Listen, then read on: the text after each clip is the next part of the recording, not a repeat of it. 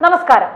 Lok Sabha speaker തെരഞ്ഞെടുപ്പിലെ comedy കണ്ട് ജനം ചിരിച്ചു തീർന്നില്ല, അടുത്തത് റെഡിയായി. അടിയന്തരാവസ്ഥയെ അപലപിച്ച സ്പീക്കർ ഓം ബിർള ലോക്സഭയിൽ പ്രമേയം അവതരിപ്പിച്ചപ്പോൾ കോൺഗ്രസിനൊപ്പം പ്രതിഷേധിക്കാൻ ഇന്ത്യ മുന്നണിയിൽ നിന്ന് ആരും പങ്കെടുത്തില്ല.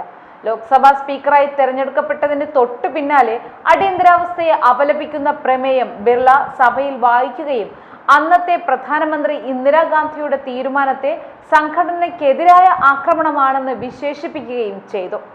അടിയന്തരാവസ്ഥ ഇന്ത്യ ചരിത്രത്തിലെ കറുത്ത അധ്യായമാണെന്ന് ഓം ബിർള പ്രമേയത്തിൽ പറഞ്ഞു. മുന്നണിയാണത്രേ മുന്നണി. ഇന്ത്യ മുന്നണിയിലെ പ്രധാന കക്ഷികളായ SP, TMC, DMK തുടങ്ങിയവർ പ്രമേയത്തിനെതിരെ കോൺഗ്രസിനൊപ്പം പ്രതിഷേധത്തിൽ പങ്കെടുക്കാതെ വിട്ടുനിന്നു.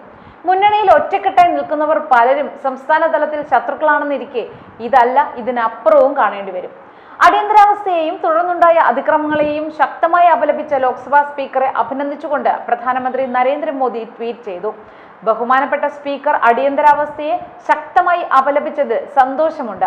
അക്കാലത്തു നടന്ന അതിക്രമങ്ങൾ ഉയർത്തിക്കാട്ടുകയും ജനാധിപത്യത്തെ വീർപ്പ് മുട്ടിച്ച രീതിയെക്കുറിച്ച് പരാമർശിക്കുകയും അദ്ദേഹം ചെയ്തിരിക്കുന്നു.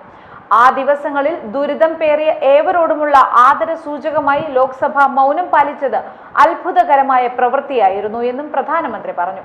രണ്ടാം തവണയും ലോക്സഭാ സ്പീക്കറായി തെരഞ്ഞെടുക്കപ്പെട്ട ഓം ബിർളയെ അഭിനന്ദിക്കുന്നതായി ലോക്സഭയിൽ സ്പീക്കർ തെരഞ്ഞെടുപ്പ് പൂർത്തിയായ ശേഷം നടത്തിയ പ്രസംഗത്തിൽ നരേന്ദ്രമോദി പറഞ്ഞു. അദ്ദേഹത്തിന്റെ ഉൾക്കാഴ്ചകളിൽ നിന്നും അനുഭവ സമ്പത്തിൽ നിന്നും സഭയ്ക്ക് വളരെയധികം പ്രയോജനം ലഭിക്കും.